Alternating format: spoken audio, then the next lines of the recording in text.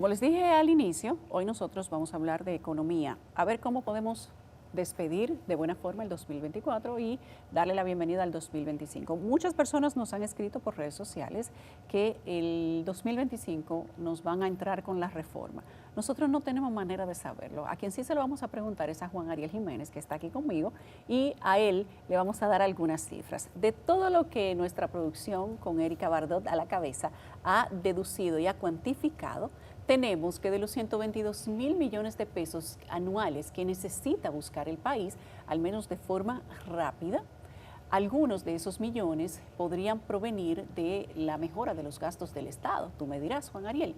Y aquí hemos preparado algunas ideas. Ya que los accidentes de tránsito le cuestan al país cada año cerca de 200.000 millones, superando el monto que buscaba la propia reforma, podríamos decir que ahí hay una parte del dinero, inclusive solamente con la mitad, disminuyendo la mitad de los accidentes de tránsito, yo creo que el país tomaría un gran respiro. Otra parte podría venir de la mejora del gasto en la atención médica que se le brinda a los ciudadanos haitianos sin documentos en los hospitales del país, que le cuesta a los dominicanos 8.800 millones de pesos al año. O las transferencias a los partidos políticos, que podría ser un poquito menos, porque si hay que sacrificarse, vamos a sacrificarnos todos, que solo en el primer semestre del año le costó al país 5.041 millones de pesos. O el subsidio a los combustibles, que es muy importante, pero en algún momento habrá que transparentar ese tema del subsidio y ver si todos van a seguir subsidiados o si solo los que realmente lo necesitan. Por el subsidio a los combustibles, el país paga 9.900 millones de pesos, o al menos eso pagó en 2023. Y la tan mencionada exoneración o exoneraciones de impuestos de vehículos de alta gama para los legisladores, que tuvo un aproximado de 500 millones de pesos en el 2023. No es que no se los den, pero que le den uno, y no para cualquier vehículo. O cada día sin clases, que es otro de los argumentos a los que les hemos puesto la vista. A República Dominicana, cada día que no se da clase por la ADP, según nuestros analistas, al Estado le cuesta 1.300 millones de pesos diario. Y lo que en el presupuesto del Estado se denominó gasto tributario, que es ese dinero que el gobierno podría percibir pero no lo hace, y son unos 384.000 millones de pesos estimados para 2025, que representa aproximadamente el 7% del PIB. Ya ven que tenemos algunas ideas, aunque no somos nosotros grandes economistas, ni siquiera pequeños economistas, ni ninguno, pero tenemos como dominicanos datos y le pedimos al gobierno que si quiere nade un poco en esos datos antes de venirnos con otra reforma. Bienvenido, Juan Ariel. Muchísimas gracias, Yulisa. Encantado primero de compartir contigo y además de qué buenas ideas. Yo creo que hay mucha creatividad en cómo podemos mejorar la política pública del lado de ingresos y del lado de los gastos, porque me gusta mucho en varias de las ideas que vi que combina aumento de los ingresos, por ejemplo el gasto tributario es reducción de algunas exoneraciones que se le dan a empresas que quizás ya no son necesarias, pero también por el lado del gasto. Yo creo que hay cosas interesantes. Yo diría, lo primero, tenemos que reducir los privilegios. Tenemos que identificar todas esas cosas que a lo largo de la historia se fueron asignando a algunos cargos que hoy en día más que una necesidad es un privilegio. Por ejemplo, las exoneraciones. Yo considero que los legisladores no deberían tener ni una exoneración. No una, no dos, ninguna exoneración. En tal caso, creo que se pudiese pensar en préstamos para la adquisición de vehículos, incluso con una tasa subsidiada. Que la Cámara de Diputados diga, bueno, como tengo legisladores que probablemente vienen del interior del país, déjame ayudarles a que tomen un préstamo.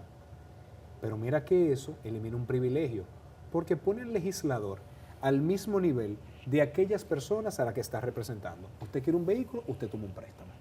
Eso sería, yo creo que lo primero. Lo segundo, yo sí creo que hay que revisar el tema del financiamiento de los partidos políticos.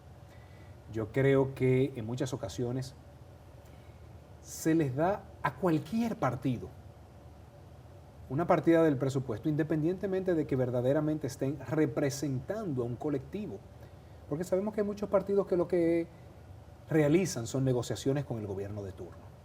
Entonces, para el partido que está formando a su dirigencia, que está haciendo investigaciones para participar en el debate público, pues que sigue el financiamiento público, quizás revisar los montos, pero aquellos partidos que uno sabe que son castas familiares o incluso negocios personales, pues eso tiene que eliminarse. Tenemos que poner orden al tema de las finanzas públicas. Por otro lado, yo creo que tenemos que reducir la evasión. En este país hay muchos comercios que están evadiendo. Y con eso, el dinero del ITEVIS, que sus clientes de hecho pagan, ellos no lo reportan a la administración tributaria. Eso es robarle al Estado. Eso es robar. Eso ni siquiera es evadir, eso es robar. Eso es robar. Entonces, ese robo que realizan los comercios que no reportan lo que cobran del ITEVIS también representa una competencia desleal con los demás comercios que sí están formalizados y que sí pagan todos sus impuestos. Insisto, tenemos que poner orden a las finanzas públicas, identificar esas empresas que quizás están abusando de los incentivos tributarios, empresas que dicen que tienen un hotel y el hotel en verdad tiene 5 habitaciones, pero ellos importan todos los años 50 aires acondicionados. Uno sabe lo que terminan haciendo. Entonces, por eso yo insisto en el tema del orden. En un tercer lugar, yo pondría, y me encantaron las ideas que se plantearon, mejora de la eficiencia del gasto público. Me encanta hablar de salud. Yo creo que hay mucho que corregir y te voy a dar varios ejemplos. No hay mejor forma de hacer un uso correcto del presupuesto de salud que privilegiar la prevención y la promoción de la salud y no esperar que la persona se enferme, termine desarrollando una enfermedad grave, entre por emergencias y ahí sea mucho más costoso. Yo te puedo decir, un paciente, lo primero que tenemos que identificar es, ¿tiene hipertensión? ¿Tiene diabetes? Porque si se controla a tiempo, y eso es muy barato de realizar, evitamos que termine generando una insuficiencia renal crónica, una insuficiencia cardíaca, un pie diabético, una ceguera, que eso sí es costoso. Entonces esas personas terminan haciéndose una cirugía de altísimo costo por no haber prevenido con medicamentos bastante baratos esa enfermedad crónica como la diabetes y la hipertensión a temprana edad. Aunque en el mejor de los casos sería que no la desarrolle. Sería promover la salud, promover el consumo de alimentos, frutas, vegetales, también el ejercicio físico. Eso es lo más efectivo en salud. Pasar de un modelo hospitalocéntrico, donde todo es al hospital para que atienda enfermos, a pasar a la atención primaria, que sea algo integral a nivel de persona y de familia. Pero me encantó también la idea de los accidentes. Este es el segundo país con mayor cantidad de accidentes en el mundo, por cantidad de habitantes, por supuesto. Eso termina generando un costo, sobre todo en salud, porque las cirugías ortopédicas son bastante costosas. Y son las más. Y son las más. Pero además que deja traumas, que en algunos casos le impide a esa persona volver a realizar su vida. Entonces yo creo que si nosotros pensamos en una buena política de educación vial, que se le enseñe desde niño a respetar las reglas y las leyes de tránsito. Y en eso tenemos muy buenos ejemplos. Antanamocus, siendo alcalde de Bogotá, fue sumamente exitoso usando la educación cívica y contrataba unos mimos que aplaudían a los ciudadanos que se paraban, por ejemplo, se paraban antes del lugar de... Del paso de cebra. Del paso de cebra y que se paraban cuando estaba la luz amarilla. Y al que se robaba la luz roja, lo abuchaban. Y eso fue mejorando la forma en la que Bogotá administraba su sistema vial. Yo creo que hay que identificar todos esos elementos y antes de pedirle al ciudadano mayores niveles de sacrificio, antes de pedirle a esa persona que pague más IPI, que pague más marbete, que pague más ITEVIS en los supermercados, identifiquemos qué podemos hacer mejor. Y por supuesto, si hay que recaudar más, se recauda, pero cuando el ciudadano ve que se está haciendo un uso cada vez mejor de los recursos públicos, en esa misma medida dice, mira, sí, yo creo que yo puedo pagar más impuestos porque me están dando un servicio de calidad. Y eso no se hace de la noche a la mañana, ¿eh? Eso toma tiempo, pero el dominicano es inteligente y es sabio y se va dando cuenta cuando las cosas se van haciendo bien. Entonces yo creo, y a eso le he llamado, devolver la legitimidad fiscal al gobierno. Y yo creo que eso es fundamental. ¿Cómo se inicia esto, por ejemplo? Ya sabemos que tenemos 2 intentos fallidos, que las autoridades prácticamente abortaron por resistencia de la población, que iba prácticamente más alta cada día y que no se sabía si no se abortaba qué iba a pasar, porque la gente estaba sumamente molesta y resistente a permitir que se le aplicara una reforma fiscal. En otros países se había aplicado de todas formas, a pesar de que la gente estaba resistente y bueno, la gente terminó estallando porque se sentía incomprendida y no escuchada. Sin embargo, volver o darle legitimidad fiscal al país tiene que tener un inicio. Sí, claro. Es como que el país hay que organizarlo en esa materia, porque sí, hay muchos cabos que están sueltos y, como tú dices, hay que formar un primer redil para luego introducir el segundo y que la gente no se te salga. ¿Cómo se inicia algo así? Con mejora en los gastos del gobierno, con una identificación de todo ese gasto, sobre todo corriente improductivo, que la gente sabe que no va a mejorar sus condiciones de vida y decir, esto lo voy a reducir. O sea, es con un gobierno que diga, mira, no debo gastar 11,000 millones de pesos en publicidad, como está estipulado para el año 2024. O no hacerlo como lo hago, para decir estamos cambiando, o fulano hizo una carretera o inauguramos 3 metros carril de pero una por calle. Supuesto. Se puede utilizar la publicidad para educar. Pero por supuesto, Yulisa, mira, yo sueño con ver que todas las mujeres que están en medios de comunicación insistan, mujer embarazada, revise si usted tiene hipertensión toda la semana. Vaya a su médico, revísese la presión. ¿Por qué? Porque eso evitaría que esa mujer embarazada que tiene una hipertensión y no lo sabe, termine desarrollando una eclampsia, una preeclampsia, y eso explica gran parte de las muertes maternas. Entonces yo creo que esas mujeres que están en los medios de comunicación, que son admiradas, que son roles a seguir por la sociedad, cuando le dicen todos los días a esa mujer en su casa, en su barrio, en su comunidad, en su campo, vaya hoy a tomarse la presión, dice, pues mira, yo le voy a hacer caso a Yulisa, déjame ir a tomarme la presión.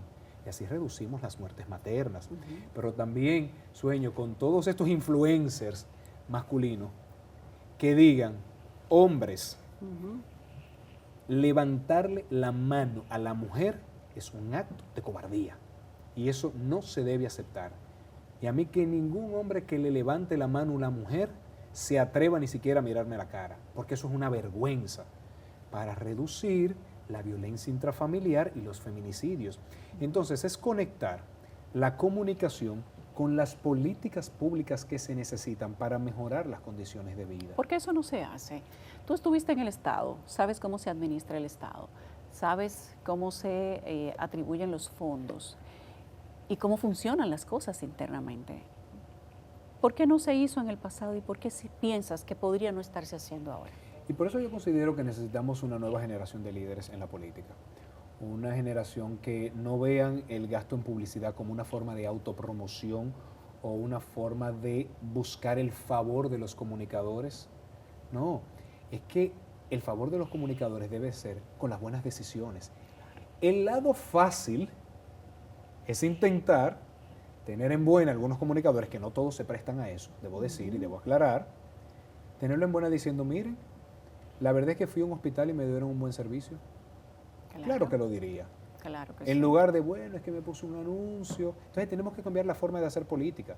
Yo en esto no responsabilizo a ningún gobierno en particular, aunque debo criticar que este gobierno ha más que triplicado el gasto en publicidad de la presidencia. Y así lo he dicho con los números del propio gobierno. Dijeron las autoridades que al contrario lo habían disminuido un 20%. No, eso es falso. Es falso. Eso es falso, porque ahí están incorporando el gasto de publicidad en el exterior. Por eso yo siempre hablo de publicidad sin turismo, porque son dos fines distintos. Lo que se ha reducido mucho en esta administración es el gasto de publicidad en el exterior, que promueve a la República Dominicana en espacios donde ese comunicador no va a decir nada ni bueno ni malo del país. Pone un anuncio de las playas dominicanas, de la zona colonial, de las montañas dominicanas. Eso no busca incidir en el debate público nacional. Entonces, se ha reducido mucho y debo de dar mérito al Ministerio de Turismo, que simplemente ha cambiado de una comunicación tradicional más costosa a una comunicación de redes digital más segmentada. Mérito a ellos, que lo han hecho bien en ese sentido. Entonces, yo creo que es cambiar la cultura política.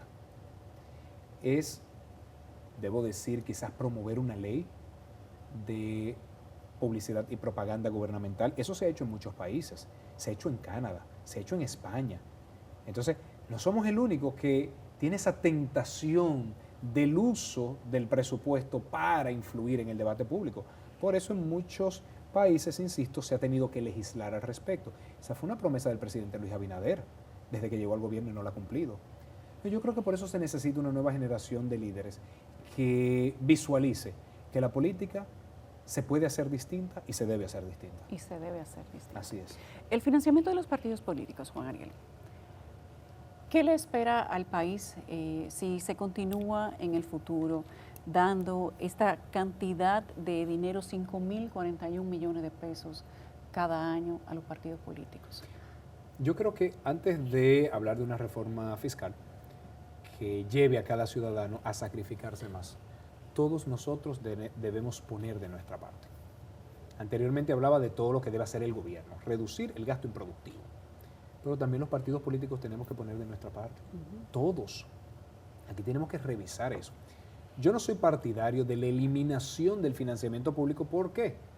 Porque luego va a quedar exclusivamente en fuentes privadas. Sí, para los que más tienen. Pero cuando se legisló para aprobar un proyecto que permitiera financiamiento de los impuestos de la gente a los partidos políticos, se hizo bajo la condición de que no recibieran dinero del sector privado y no fueran permeados por el dinero del narcotráfico o del bajo mundo, como le dicen. Entonces ahora tienen el del sector público, el del bajo mundo, el del narcotráfico y el del gobierno. Absolutamente. Entonces yo creo que nosotros tenemos que ponerle un alto a eso. Y creo que de las reformas más importantes que requiere este país es una reforma política.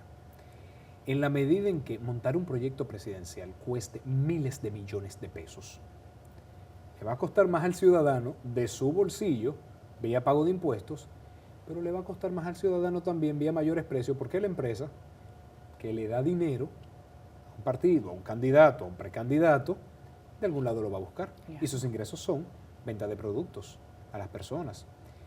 Y en el peor de los casos, incluso de actividades ilícitas. Entonces yo creo que tenemos que tener una profunda revisión del modelo de financiamiento de partidos. Por ejemplo, ¿qué hace cada candidato haciendo inversiones multimillonarias en publicidad, en la radio, en la televisión, que lo regule la Junta y diga, prohibida la publicidad individual? Cada partido mayoritario tiene tantos minutos en la radio local y en la televisión local. Y solamente se hace eso. O por ejemplo, que diga prohibidas las vallas a cualquier precandidato, candidato, partido. Eso no va. En unos cuantos meses, según establece la ley, a cada partido se le va a asignar N cantidad de vallas y se va a sortear. A usted le tocó en esta calle, a usted le tocó en esta otra calle. La Junta, centralizado. Y así vamos disminuyendo el costo de hacer campaña. Prohibida la pre-campaña casi terminando de unas elecciones. Porque es que, primero, estamos haciendo la política demasiado cara. Y segundo, estamos saturando a la ciudadanía, que no quiere ver una candidatura tras otra. ¿Qué democracia es esa que va de una candidatura tras otra en lugar de una propuesta tras otra, en una visión de país tras otra? Entonces, me gusta mucho una frase que dice, las elecciones deben ser las vacaciones de la política. Deberían. Claro, es que la política no es un proceso electorero. La política es un proceso de debate de qué mejora la vida del ciudadano y cuál es la mejor forma de lograrlo. En la medida en que nosotros hagamos eso, también iremos recuperando la legitimidad política. Porque a mí particularmente me preocupa que 1 de cada 2 dominicanos en las elecciones pasadas no fue a votar. Eso es una clara señal. Y así como, insisto, el gobierno debe mejorar la legitimidad fiscal, cada uno de los partidos políticos debe trabajar en devolver la legitimidad a la actividad partidaria. ¿Cuáles serían, Juan Ariel, los principales desafíos con los que cierra República Dominicana el 2025 desde el punto de vista político? Tú eres un líder de la oposición.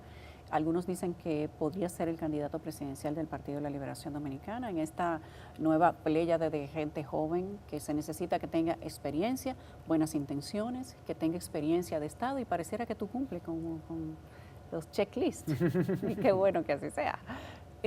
Pero hay otros que vienen detrás de ti, quizás no con todas las condiciones, con algunas, pero hay un grupo bueno de cada partido que podría tener posibilidades. Absolutamente. Desde ese punto de vista de una persona que tiene experiencia de Estado, que pasó por el Ministerio de Economía, que es un líder de su partido, que antes fue gobierno y ahora está en la oposición, y como ciudadano, que inclusive has migrado, te has ido a trabajar fuera del país y las cosas se ven desde diferentes aspectos. Quiero que me digas cómo ves el cierre del 2024 para República Dominicana y cómo debería República Dominicana iniciar el 2024. ¿Por dónde se puede empezar a hacer tachones?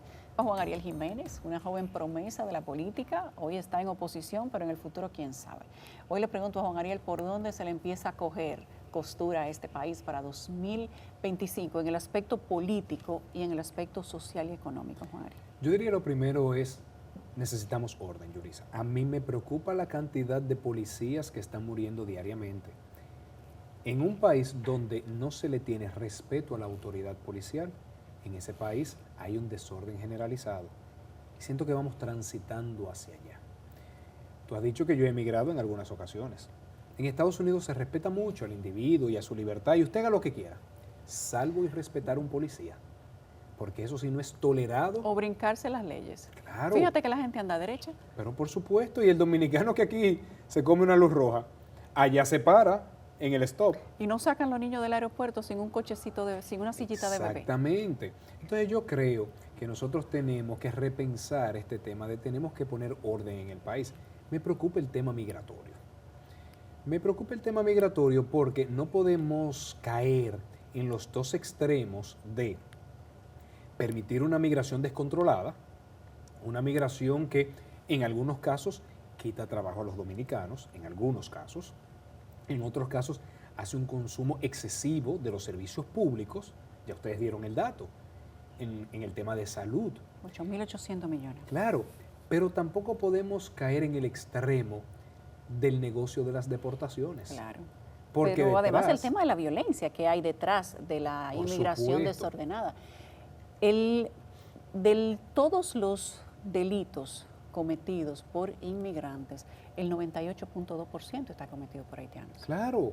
Entonces yo creo que nosotros tenemos que buscar el equilibrio entre una política migratoria estricta y un respeto a los derechos humanos y a la dignidad humana de quien está regularizado en el país. No es que vamos a respetar a los otros, es que solo deberíamos tener personas regularizadas, que vengan con un permiso de trabajo.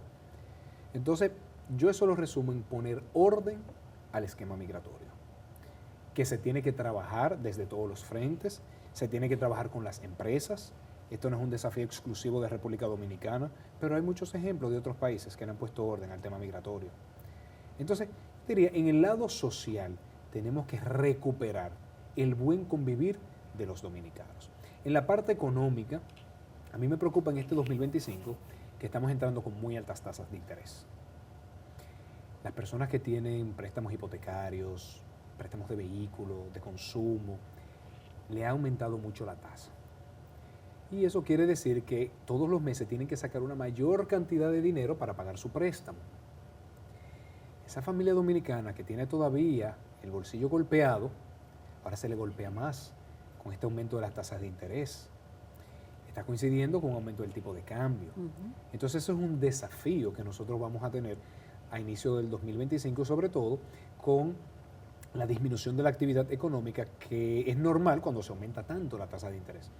Porque ahora vemos al Banco Central bajando la tasa de política monetaria, pero por el otro lado tiene tanta sequía en la economía, que por supuesto que la tasa de interés de verdad, la que uno va y negocia con los bancos, está subiendo y ha subido mucho. Está entre las más altas de los últimos años. Yo creo que eso es un desafío económico importante. Y a nivel político, yo creo que tenemos que cuidarnos de esta ansiedad por las candidaturas del 2028. Insisto, si necesitamos una nueva generación de líderes, esos líderes tienen que dar ejemplo de respeto de los tiempos de la democracia y de la institucionalidad. El tiempo de la precampaña está establecida en la ley. La ley 33-18 establece la precampaña inicia en tal fecha, termina en tal fecha, con la escogencia de los candidatos, ahí se da inicio a la campaña que termina con una elección nacional. Pero tener a todo el mundo en el ámbito político hablando de candidaturas es olvidarse del ciudadano que quiere que alguien le diga cómo se debe mejorar sus condiciones de vida. Y ni decir de un gobierno que me preocupa que tiene más presidenciables y apoyo a presidenciables que funcionarios haciendo su trabajo. ¿Ustedes sienten en la oposición que hay quizás mucho movimiento entre los presidenciables en el gobierno? ¿Se siente eso en la oposición? Al menos yo lo siento, pero te diría más, también lo siento en los partidos políticos de oposición. Todo tiene su tiempo debajo del sol.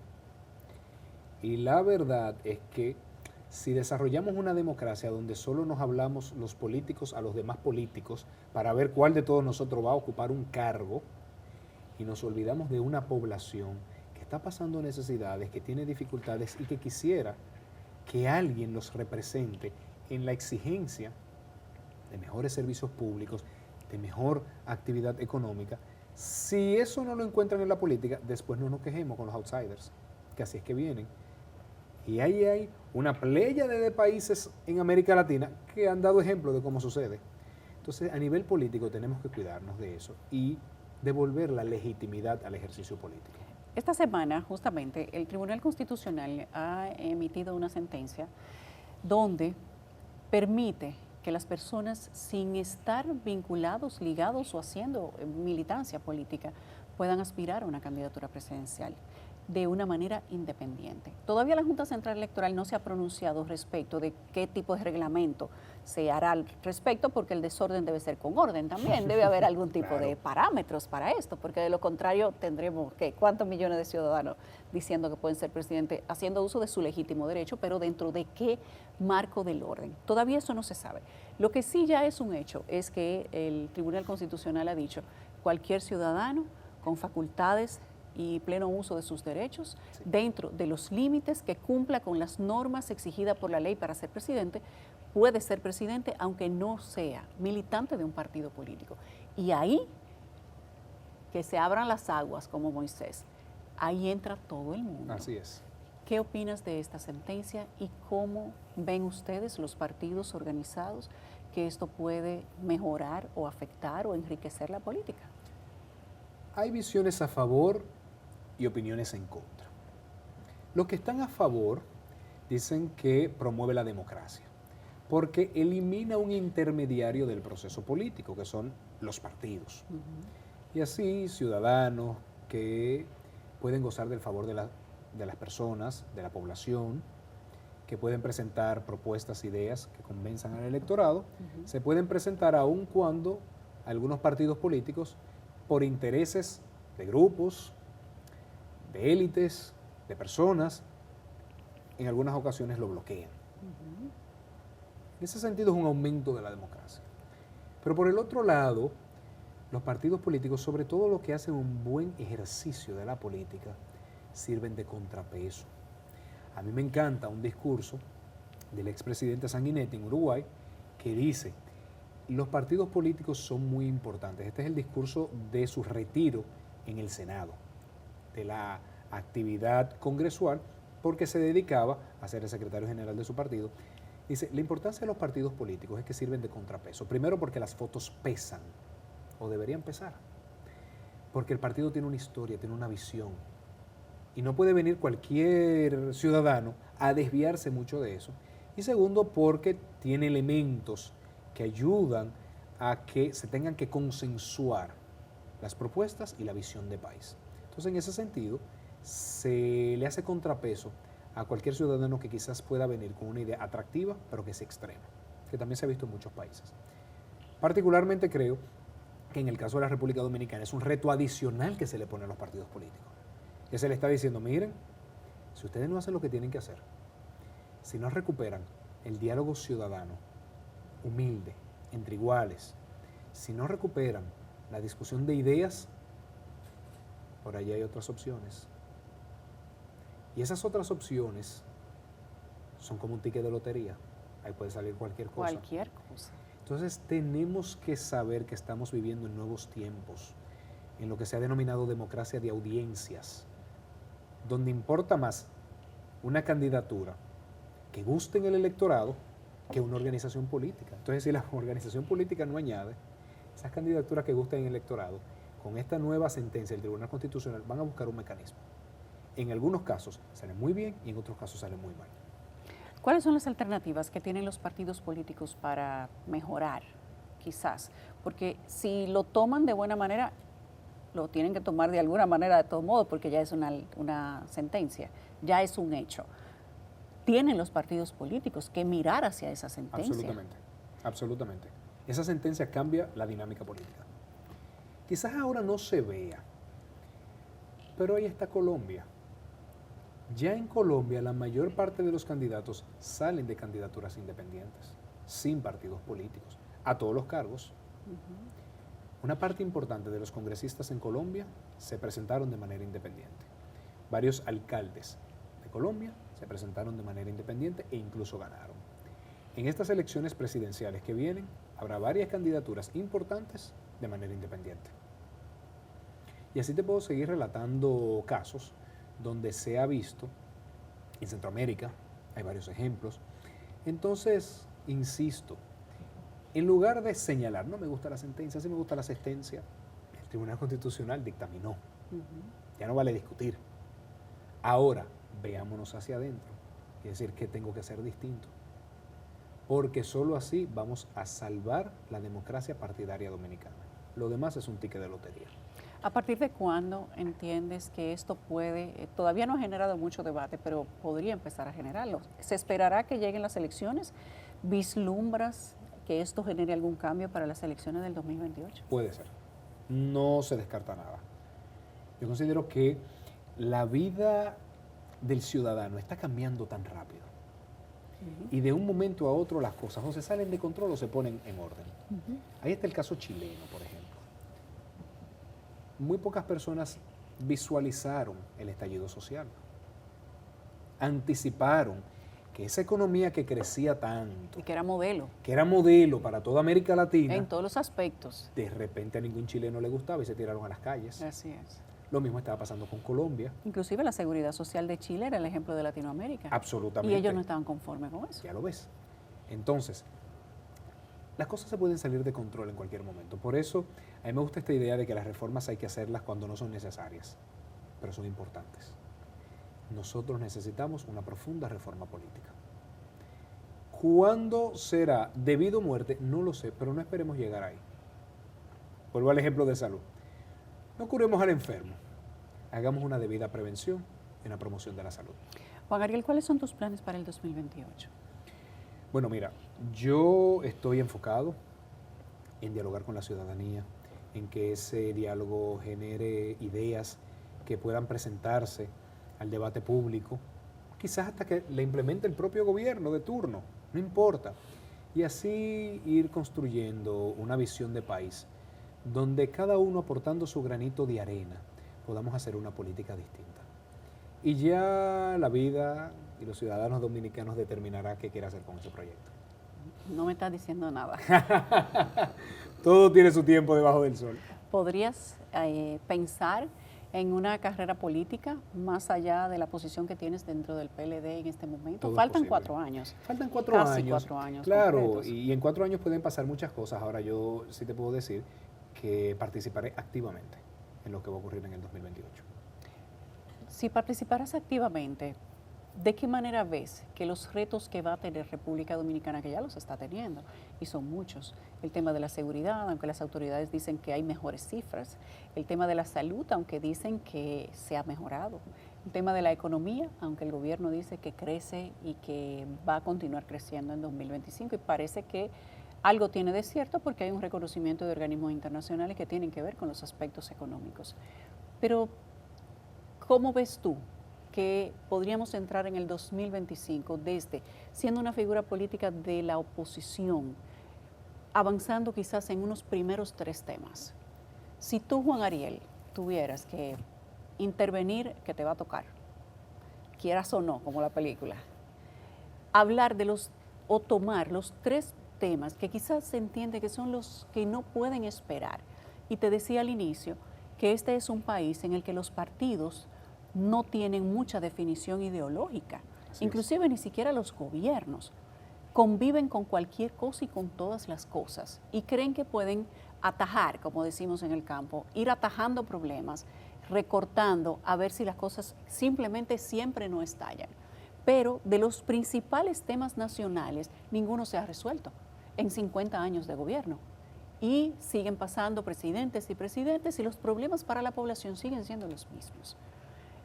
Tenemos nosotros por ahí la promesa del fin de los apagones, de creo que de 1982, algo así. Sí, así es. Y nosotros la sacamos de vez en cuando para que la gente vea, y esta nueva generación vea que esto no es de ahora, que venimos luchando con los mismos problemas cada década. Pero hay que resolver algún tipo de problema. Claro, y cada quien debe decir, estos fueron los problemas que yo resolví. En estos avancé. En esto quizás no tuve el avance que había esperado, pero que en ninguno retrocedamos. Exacto. Tú me preguntaste 3 temas. Lo primero es mejora de la economía familiar. Que las personas, el sueldo les alcance. Eso es todo un programa económico de cómo se logra. Segundo tema, orden en el proceso migratorio. Poder convivir con la República de Haití de una forma que no nos afecte, porque la comunidad internacional se la pasa prometiendo una solidaridad, pero con el dinero de los dominicanos. Claro. Pero con el dinero ajeno cualquiera es solidario. La verdadera solidaridad internacional viene con acciones, no con exigencias a los dominicanos. Entonces yo considero que tenemos que ponerle orden al tema migratorio. Y en un tercer elemento, la seguridad ciudadana. Con tantas tecnologías que hay, con tantos ejemplos de países que han logrado mejorar significativamente los niveles de seguridad, siendo El Salvador uno de ellos. Para bien o para mal, a algunas personas les gusta más Bukele que a otras, pero la mejoría impresionante. Bueno, pero su número está ahí. La mejoría impresionante de la seguridad ciudadana dice que algo le ha funcionado. Salió en el ranking a la par de Suiza. Claro. Entonces, quizás toca ver, mira, insólito. Siendo un país dominado por las maras, Sí. que era uno de los países más peligrosos del mundo y donde el ciudadano que no lo mataban tenía que pagar a las bandas. Entonces, ¿qué de ese modelo, quizás extremo, pero efectivo, qué de ese modelo se puede aprender en el caso dominicano? Entonces, mejora de la economía familiar, orden en el proceso migratorio y mejora de la seguridad ciudadana. Esos Ciudadana. 3 temas. Esos serían tus principales 3 temas. Absolutamente. Con eso te veremos en 2025. Absolutamente. Hablando de eso. Gracias, Juan Ariel. Qué gusto. Gracias a ti. Qué gusto. Siempre es un gusto tener a Juan Ariel aquí. A uno se le va el tiempo y a veces uno siente que le sale corto. Pero eso pasa con los buenos amigos. Yo espero que Juan Ariel, bueno, ya no este año porque le queda poco, pero en enero. En enero. Te veo en enero.